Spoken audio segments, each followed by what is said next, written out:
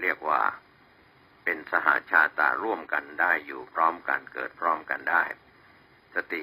ก็ตัวหนึ่งปัญญาก็ตัวหนึ่งพละทั้งห้าวันนี้ถ้าเรามองผ่านแบบไม่ได้คิดแบบไม่ได้ใส่ใจแบบคนทั่วๆไปก็อาจจะมองว่าจะไปเอากำลังกายกำลังใจที่ไหนมาเพราะเหตุว่าค่าครองชีพก็ไม่พอกินไม่พอใช้ทุกข์ยากข้าวยากหมากแพงน้ำมันแพงสินค้าอุปโภคบริโภคก็ขึ้นราคาจะไปเอากำลังใจที่ไหนหมดกำลังใจก็โทษไปถึงรัฐบาลไปโทษไปถึงผู้บริหารโทษไปถึงอะไรต่างๆก็เรียกว่าตีโพยตีพายกันไปก็หมดกำลังใจหมดไปหมดมาก็เรียกว่าถ้าคิดสั้นก็ไม่ดี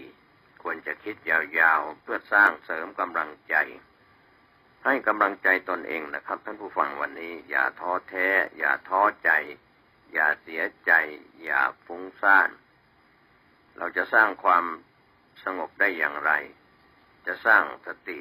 อย่างไรจะสร้างปัญญาอย่างไรคิดไปยาวๆไปให้ไกลๆไปให้สุดโต่งว่าทำไมเขาก็ไม่ใช่เดือดร้อนเฉพาะตัวเราเองครอบครัวเราหน่วยงานของเราบริษัทของเรา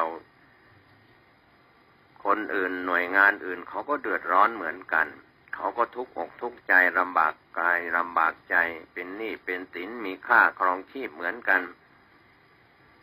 คอร์รัปชันโกงกินชาติบ้านเมืองล่มสลายก็เป็นเรื่องของเขาเขาสร้างความชั่วร้ายก็เรื่องของเขาเขาก็เดือดร้อนในภายหลังเราอย่าไปสร้างสิ่งที่เป็นมลทินที่หมดกำลังใจ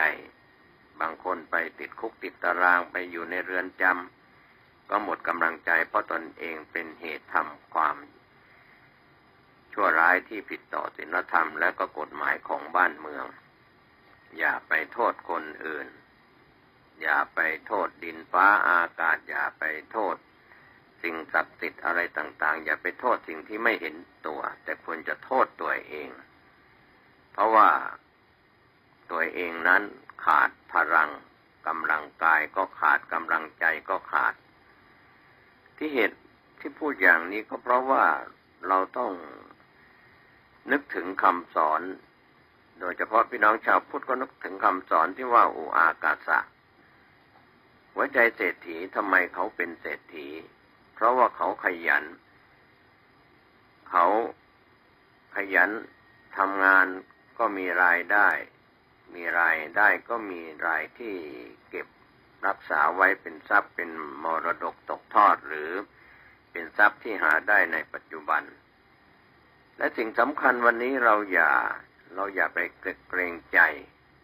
เพื่อนไม่ดีก็เลิกคบกันเสียบ้างคนชั่วร้ายที่เรารู้ว่าเขาเป็นคนนิสัยเกเร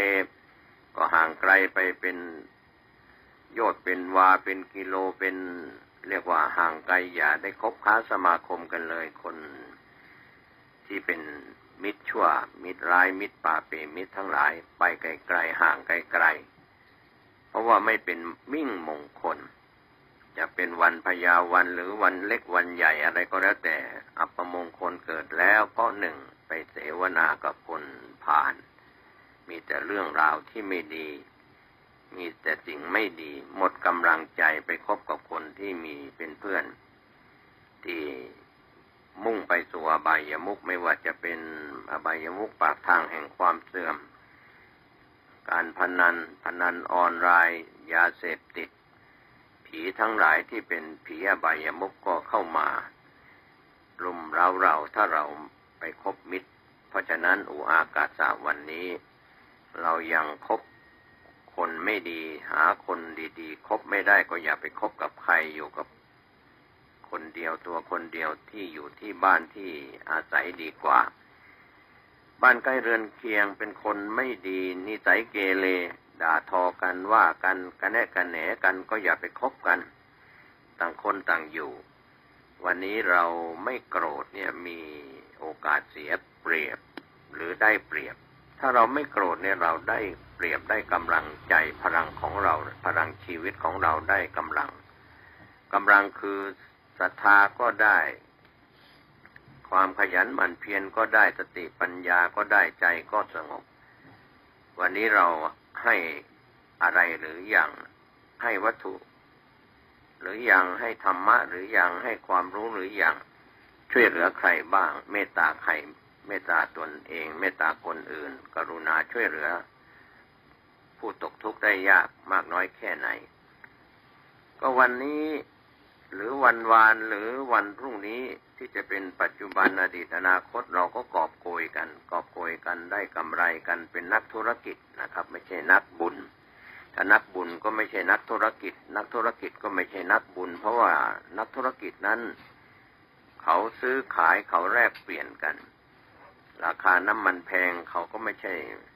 ถูกแพงก็เป็นเรื่องของธุรกิจขาดทุนได้กำไรก็เป็นเรื่องของธุรกิจ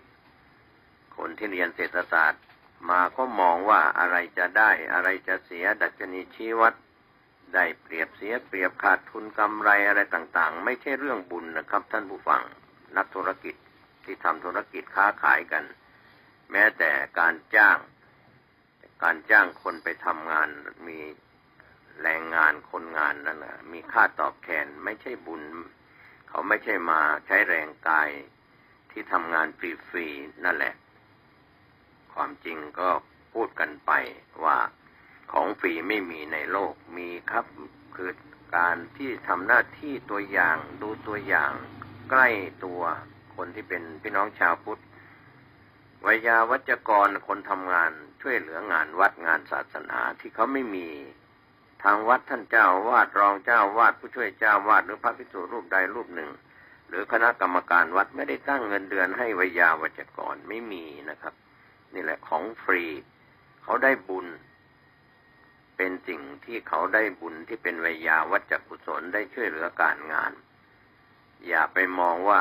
ของฟรีไม่มีในโลกมีครับคนที่เขาทำแล้วไม่ได้เงินทองแต่เขาได้บุญที่เป็นการตั้งใจเสียสละเวลา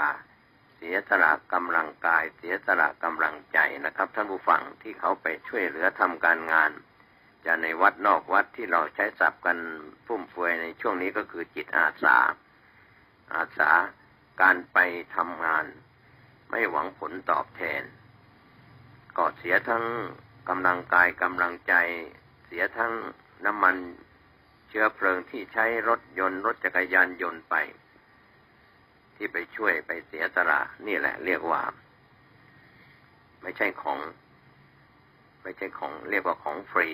ไปทำงานให้ฟรีแต่คนที่ไปทำนั้นได้ก็ในช่วงไม่กี่10 ปี